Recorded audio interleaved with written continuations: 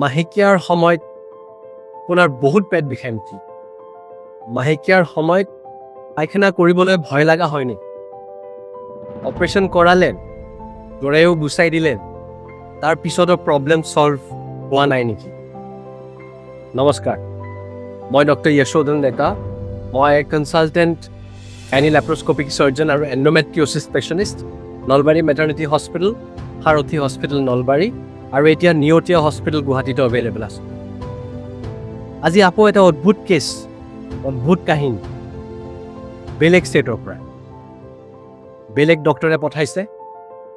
সেই আটাই ডক্টৰক মই সদায় কৃতজ্ঞ যে তেওঁলোকে বুজি পাইছে যে এইটো বেমাৰ এজন স্পেচিয়েলিষ্টে চাৰ্জাৰী কৰিলেহে তাৰ সমাধান পায়।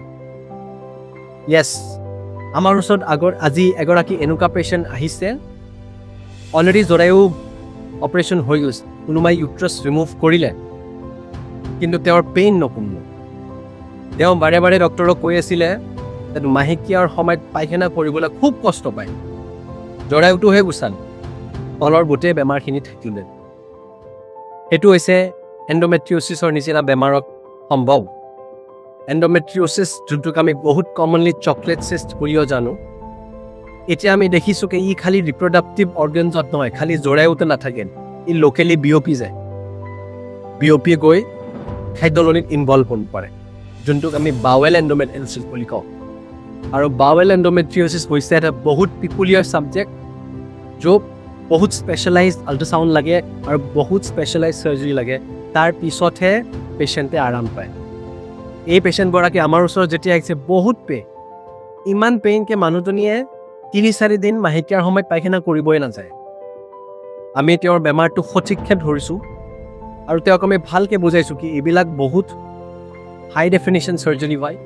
য়েছ, কমপ্লিকেশ্যনছো হ'ব পাৰে, কিন্তু আমি চব লেপ্ৰস্কপিকলিয়ে কৰোঁ, অ'পেন কৰি কোনো চাৰ্জাৰী নকৰোঁ। আৰু আজি পেচেণ্টে ৩ মাহৰ চিকিৎসাৰ পিছত উভতি যাবলৈ ৰেডি। পেচেণ্ট একদম পেইন ফ্ৰী। আহক আমি পেচেণ্টৰ মুখৰ পৰা নিজে শুনো তেওঁৰ এক্সপিৰিয়েঞ্চ আমাৰ লেপ্ৰস্কপিলৈ কি হৈছে। ধন্যবাদ। নমস্কার, আমি ত্রিপুরার থেকে আমার মিসেস তলপেটের সিস্ট হয়েছিল। এখন আমরা 2023 সালে অপারেশন করা হয়েছিল।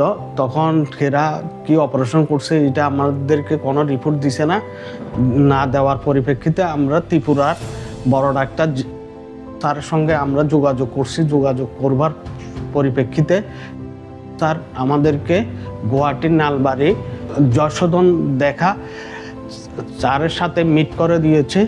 ওইখানে আমরা এখনো পর্যন্ত অপারেশন করার পরে আমরা এখনো পর্যন্ত মোটামুটি সুস্থ আছি।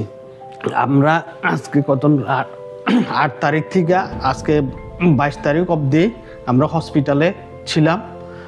এখানে নার্স, ডক্টর আর যে লোকগুলা যে ডিপার্টমেন্টের লোক আছে সব লোকগুলা খুব ভালো। আমাদেরকে ভাষার যদি অসুবিধা হয় বা আমরা কোনো জায়গায় যদি যেতে অসুবিধা হচ্ছে, তারা ওইখান থেকে আমাদেরকে সবসময় মানে নিজের মতন কইরা পরিষেবা দিচ্ছে। এই পরিষেবাটা আমি ত্রিপুরা রাজ্যে বা শিলচরও গেছি, ওখানে কোনো এরকম পরিষেবা পাচ্ছি না। কিন্তু এইখানে নলবাড়ির যে যশোধন স্যারের যে হসপিটাল, এই হসপিটালে এই পরিষেবাটা তো খুব ভালো। ভালো না শুধু এটা ভালো বললে হবে না, হাজার হাজার গুণ ভালো। এখানে নার্স এবং যে কর্মচারীগুলো যে ডিপার্টমেন্টের লোক আছে সবাইকে আমি যশোধন স্যার তরফ থেকে খুব ধন্যবাদ জানাই। আমাদের মতো রোগীরা যাতে এখানে সুস্থ হয় এবং ভালো থাকে, এর জন্য স্যারকে হাজার হাজার বার প্ৰণাম যশোধন স্যাৰকে।